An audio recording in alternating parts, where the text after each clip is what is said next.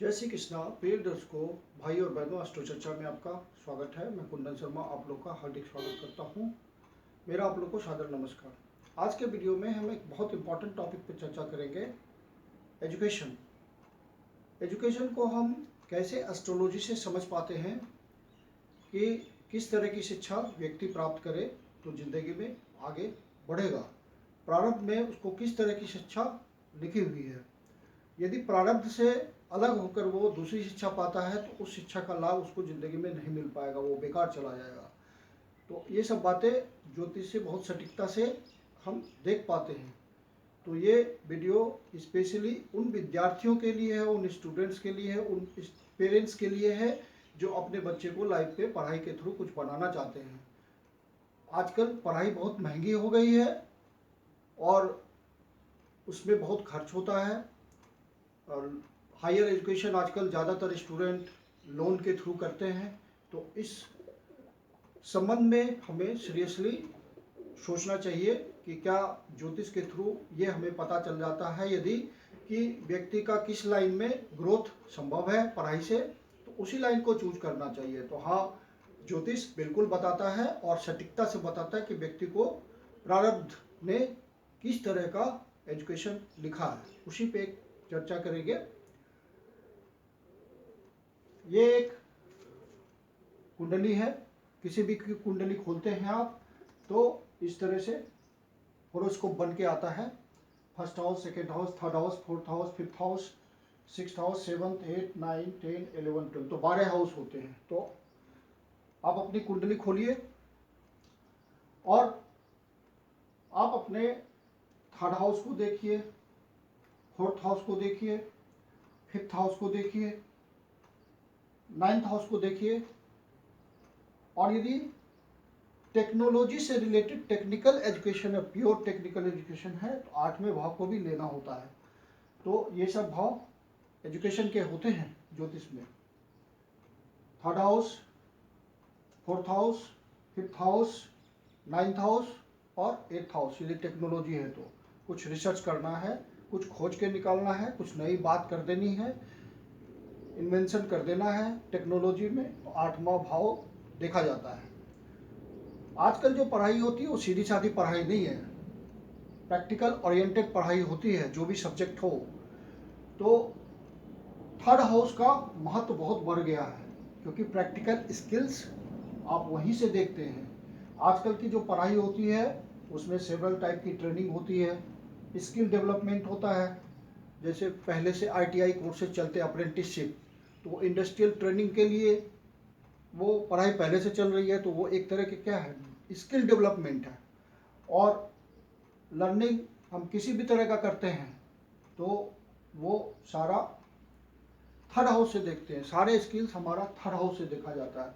आप यदि टीचर बनना चाहते हैं, प्रोफेसर बनना चाहते हैं और नाम कमाना चाहते हैं तो थर्ड हाउस आपको देखना पड़ेगा।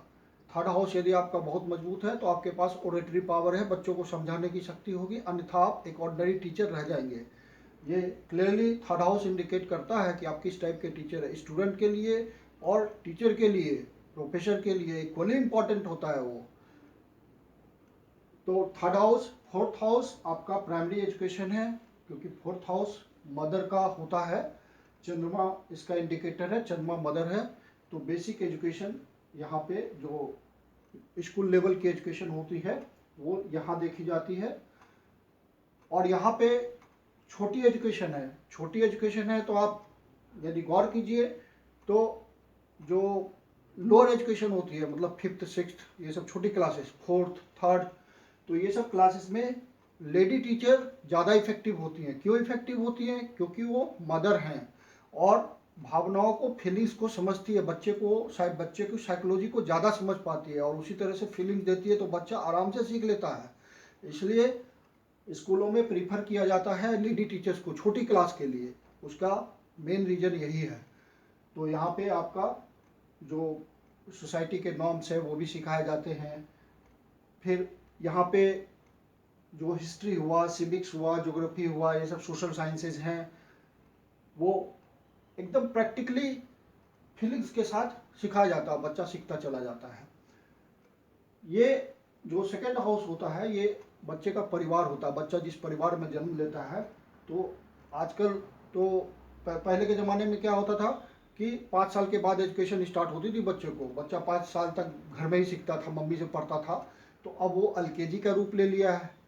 तो एलकेजी आप सेकेंड हाउस से देखिए।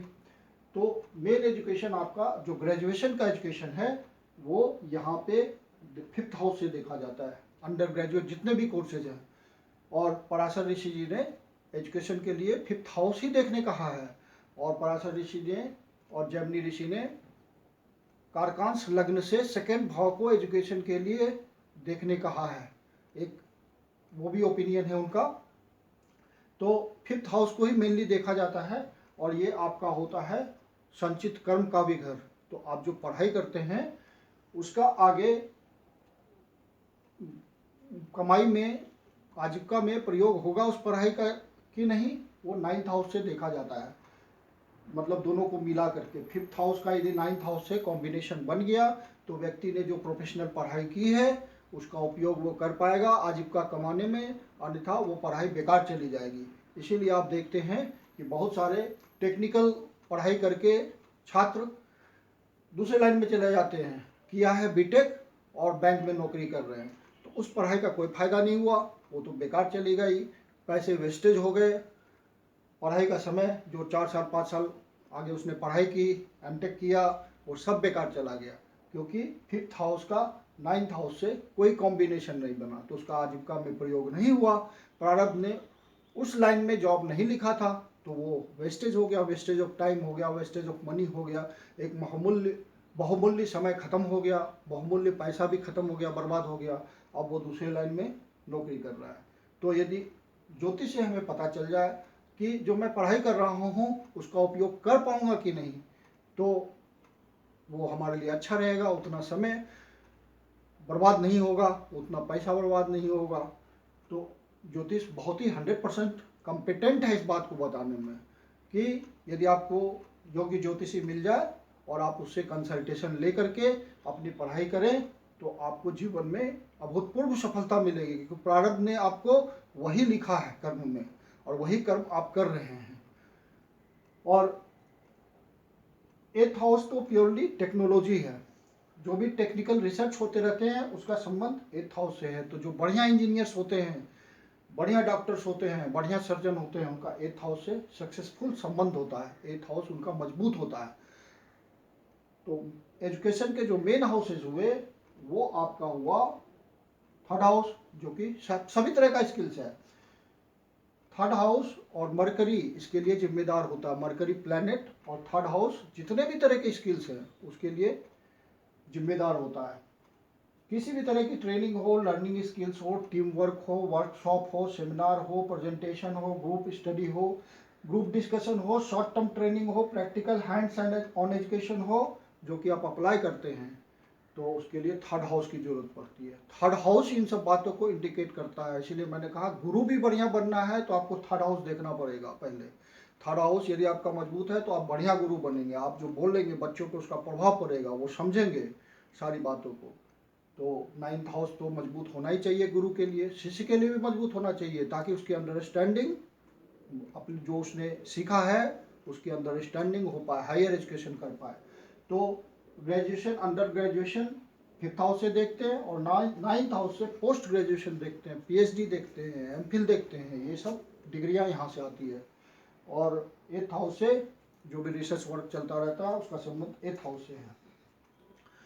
जो आपके फायर हाउस होते हैं, फायर राशि होते हैं, जो आपके फायर राशिज हैं, फेयरी साइंस, 1, 5, 9 ये अग्नि राशि कहे जाते हैं, इंग्लिश में फायर साइंस है ये।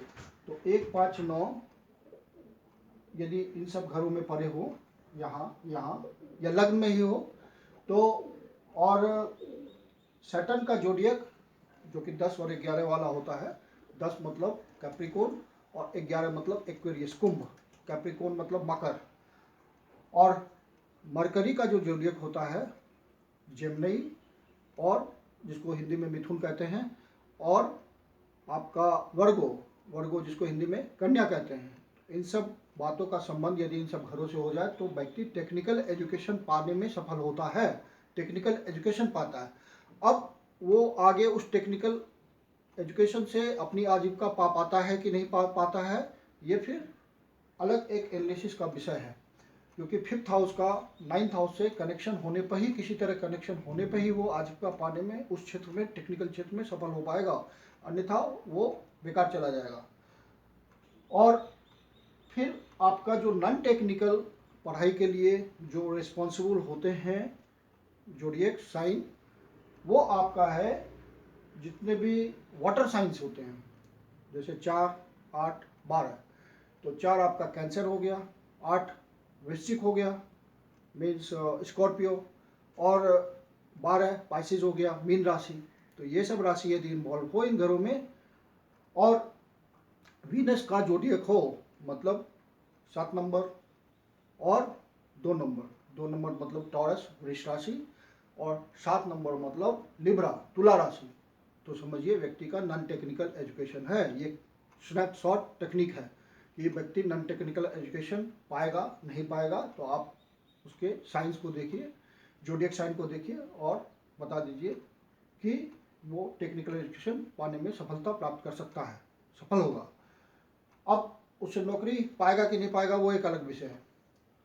तो इस तरह से हमने देखा कि 3rd हाउस जिस भी तरह की प्रैक्टिकल स्किल्स है, 3rd हाउस रिस्पॉन्सिबल है। 4th house primary education, school level, motherly behaviour चाहिए, छोटे बच्चों का स्कूल है, तो लेडी टीचर्स उसमें ज़्यादा सफल होती हैं पढ़ाने में, बच्चों की फीलिंग्स भी समझती है, किस तरह से उसको एजुकेशन देनी है। कमज़ोर बच्चा है तो उसको प्यार से पढ़ाना है, इंटेलिजेंट बच्चा है तो उसको अलग ढंग से पढ़ाना है। तो इस तरह से हर डिफरेंट बच्चे के लिए डिफरेंट बिहेवियर होता है उसका। मदर इस बात को अच्छी तरह समझती है क्योंकि वो नर्चरिंग करती है। और फिर आ गया हायर एजुकेशन, तो यहाँ अंडर ग्रेजुएट कोर्स है 5th हाउस, और 5th हाउस आपका संचित कर्म है, तो एजुकेशन उससे रिलेट हो गया। और उसके बाद हायर स्टडी, ये प्रारब्ध है, आपका भाग्य है। तो हायर स्टडीज यहाँ आया, गुरु हैं यहाँ बैठे हुए, शिष्य है यहाँ बैठे हुए, और जो आपने पढ़ा है उसका काफ़ी डीप एनालिसिस है ये 9th हाउस। तो इसीलिए यहाँ पे आपका PhD आ गया, पोस्ट ग्रेजुएशन आ गया, सब हायर एजुकेशन हो गया। और आत्मे का तो संबंध प्योरली टेक्निकल से है। तो इस तरह से एजुकेशन को एस्ट्रोलॉजी में हम प्रयोग करते हैं, और बच्चे का ओवरऑल ग्रोथ देख लेते हैं किस लाइन में है। तो इसलिए मैं आग्रह करूँगा कि जो भी बच्चे आगे एजुकेशन करना चाहते हैं तो एक बार एस्ट्रोलॉजिकल कंसल्टेशन जरूर ले लें, क्योंकि ये उनका फ्यूचर डिसाइड करने वाला होगा यही बात। और योगी ज्योतिषी आपको बता देगा किस फील्ड में आपने प्रारब्ध के अनुसार कर्म किया तो प्रारब्ध आपको ज़्यादा फल दे देगा, प्रारब्ध के अगेंस्ट कर्म किया तो आपको डबल ट्रिपल 10 टाइम्स मेहनत करनी पड़ेगी, रिजल्ट बहुत कम आएगा। तो इसलिए ज्योतिष का महत्व है एजुकेशन में। एक मैं एग्जाम्पल से आपको बताता हूँ कि व्यक्ति ने बीटेक किया, एक महंगे कॉलेज से किया, काफ़ी प्रेस्टिजियस कॉलेज से किया, और बहुत ही बंदा मेरिटोरियस स्टूडेंट अपना ज़माने में रहा, और लेकिन टेक्निकल एजुकेशन बीटेक करने के बाद उसको उस लाइन में नौकरी नहीं मिली। वो चूँकि इंटेलिजेंट था तो उसने कॉम्पिटिटिव एग्ज़ाम फेस किया और एक बैंक में मैनेजर है, प्रेजेंट समय में कार्यरत है। तो अब उसने टेक्निकल पढ़ाई की थी इंजीनियर बनने के लिए और बना बैंक मैनेजर, तो पढ़ाई का नौकरी से कोई संबंध ही नहीं हुआ, तो वो पढ़ाई तो बेकार चली गई।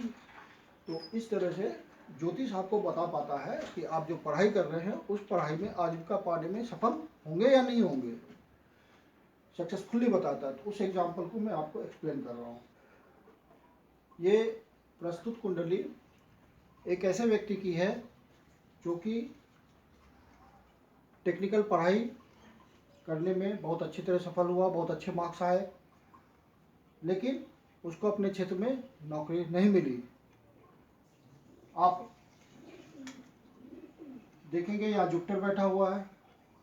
तो एक चीज़ मैं आपको बता दूं कि इंटेलिजेंस लेवल मरकरी से देखा जाता है। यदि मरकरी मजबूत हुआ और उसके पास जो है मेंटल एबिलिटी बहुत ज़्यादा है, मेंटल एबिलिटी का मतलब एयरी साइंस, तो एरी साइंस का मतलब हुआ कि 3 नंबर, 7 नंबर और 11 नंबर, ये वाले जोडियक साइंस, मतलब जेमिनी, उसके बाद लिब्रा, उसके बाद एक्वेरियस, ये 3 साइन मजबूत हो व्यक्ति की कुंडली में तो उसका मेंटल लेवल हाई होता है, वो इंटेलिजेंट होता है, पढ़ाई में बढ़िया होता है।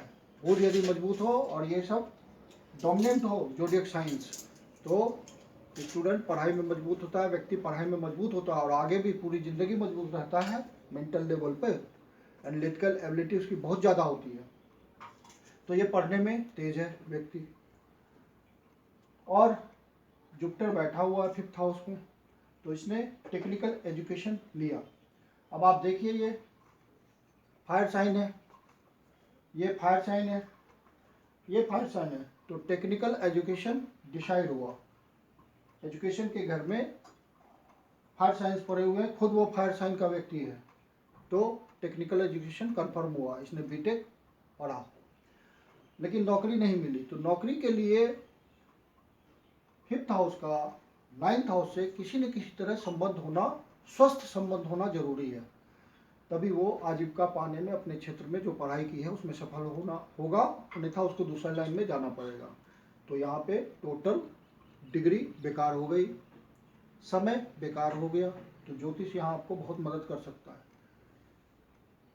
तो यहाँ देखते हैं ये D1 है, और आप आश्चर्यचकित होंगे कि D1 में तो ये बता रहा है कि संबंध है, जुपिटर की 5वीं दृष्टि है, 1 2 3 4 5, तो यहाँ तो संबंध दिखा, तो इसे तो आज का मिलनी चाहिए। D9 चेक कीजिए कि D9 रिजल्ट का कंफर्मेशन करता है, ये रिजल्ट का कंफर्मेशन नहीं करता, मैं हर वीडियो में ये बताता हूँ।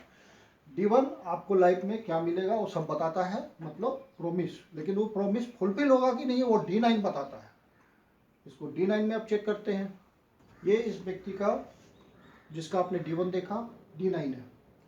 D9 में आप चेक कीजिए कि क्या कोई 5वें भाव का 9वें भाव से संबंध बन रहा है, बिल्कुल नहीं बन रहा है, तो प्रॉमिस फुलफिल नहीं हुई, जो D1 बता रहा था वो पूरा नहीं हुआ। ये ज्योतिष 100% बोलता है, सटीक ढंग से बोलता है कि 5वें का 9 से कनेक्शन हो तभी व्यक्ति अपने फील्ड में आजीविका प्राप्त करने में सफल होता है, अन्यथा उसे दूसरे लाइन में जाना पड़ता है। तो आपको पहले से पता चल जाए कि कनेक्शन नहीं है, लाइन कौन सी है, तो आप सफल हो जाएंगे, ज़्यादा सफल हो जाएंगे, प्रारब्ध के अनुसार चलेंगे, नहीं तो उतना साल बैक होंगे। मान लीजिए आपने 4 साल बीटेक किया, फिर एमटेक भी किया और गए बैंक में मैनेजर हुए, तो आपका 4 साल प्लस 2 साल = 6 साल तो आपके बर्बाद हो गए, कोई यूज़ नहीं है बैंकिंग सेक्टर में इसका। बैंकिंग के लिए अलग से पढ़ाई करनी होगी फिर आपको अंदर नौकरी मिलने के बाद। तो ज्योतिष का बहुत महत्व है एजुकेशन में, आप ज्योतिष का मदद लीजिए, ज्योतिष की मदद लीजिए एजुकेशन को डिसाइड करने में, आप ज़िंदगी में ज़्यादा सफल होंगे। तो आशा करता हूँ वीडियो आपको पसंद आया होगा, समझ आया होगा। यदि अच्छा लगा तो लाइक कीजिए, सब्सक्राइब कीजिए, शेयर कीजिए, और यदि आप मुझसे कंसल्टेशन चाहते हैं तो नीचे डिस्क्रिप्शन बॉक्स में मेंशन है मेरा डिटेल्स, आप पेड कंसल्टेशन के लिए मुझे कांटेक्ट कर सकते हैं। धन्यवाद।